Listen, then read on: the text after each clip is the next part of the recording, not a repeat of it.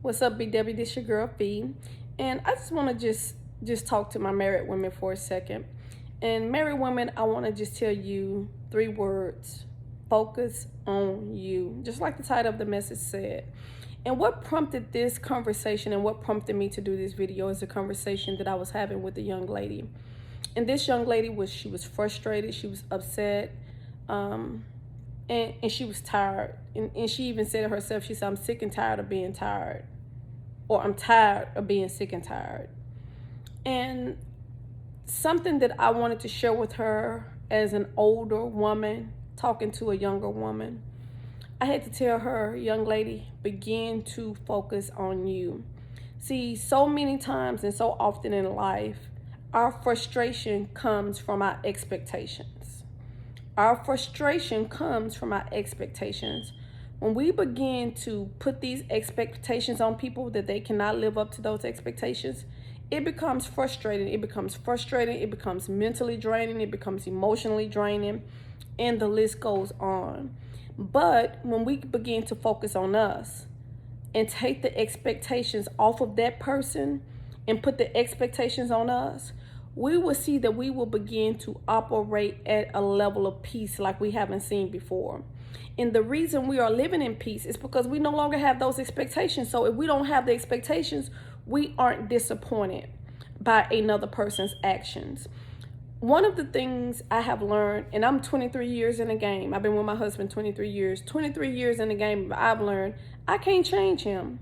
The only way he will change if he has a desire to change or if God changes him. And I'm going to tell you, you can't change your spouse unless he wants to be changed.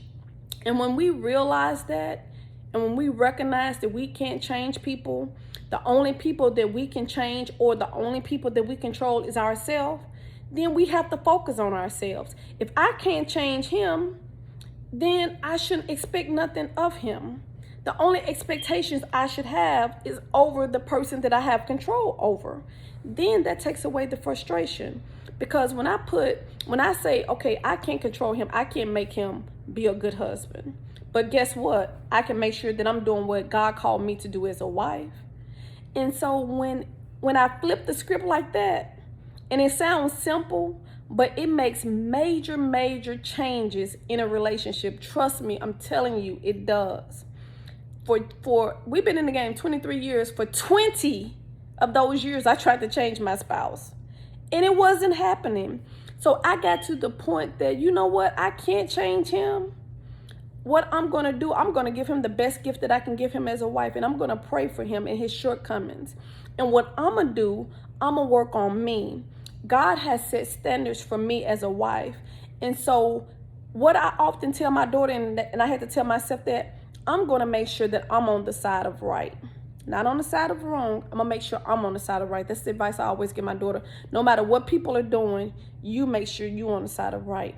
So I have to have that own conversation with myself. No matter what somebody's doing, I have to be on the side of right. I have to put expectations on myself. What are those expectations? Making sure that I operate in excellence, making sure that I'm being a good wife, making sure that I'm being respectful to my husband, making sure that I'm being submissive, making sure that I'm being a good steward over my money, making sure that I got my health in order. Wherever that is, trying to be the best person I can be and putting expectations on myself, not on somebody that I can't control, but putting expectations on myself. Expecting myself to be the best version of myself every day. And when I began to do that, my husband began to notice the changes. And by default, he automatically started changing on his own, because just seeing how I was operating in this marriage and the changes, the drastic changes that I was making, he began to like, whoa, I need to level up. I need to do what I need to do as a man. And so when they see that we're operating at our best, it just by default makes them want to operate as their best. So no longer did he have a wife that's cussing and fussing and trying to make him. He had a wife that was not only doing the talking, but walking the walk. Not talking the talk, but walking the walk as well.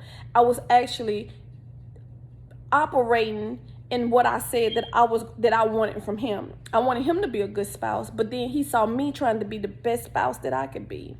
And so again, ladies, take the expectations off these brothers.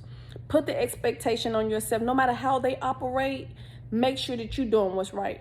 They may be over there cussing. I'm not cussing and fussing with you. They may be over there arguing. I'm not arguing with you. I'm going to state my point. I'm going to tell you what I have to say, and I'm done with it. And I'm going to do it in the nicest, most decent tone you ever heard.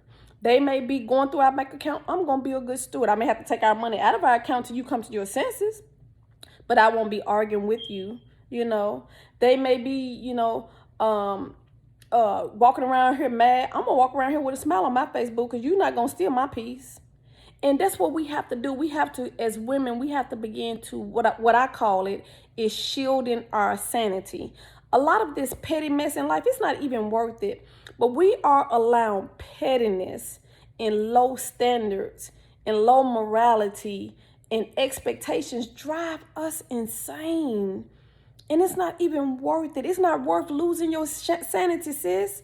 You got to shield your sanity. That's my mantra. It's going into 2021.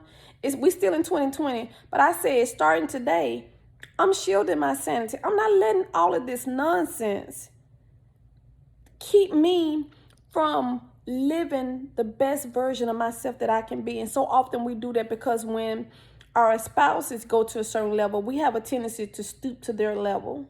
Instead of keeping our standards higher and say, hey, no, you got to come up to my standards because I'm not coming down there where you are. You know, and sometimes it's vice versa. Sometimes it's the brothers that's raising their standards, and we as women, we got to get up there too because they're not dealing with our foolishness anymore. But I just want you to take away from this message. You have to shield your sanity. You have to operate in excellence, and you have to make sure that you take expectations off of our spouses, off of these brothers, and put the expectations on you. And you will see that you will begin to live a peaceful life. Something about me, I'm almost 50 years old. I'm 48. When I was in my 30s, you know, my career mattered. What I drove mattered. The type of house I lived in. It mattered to me. Now, at the age of 48, none of that nonsense makes sense to me. The only thing that I want is peace.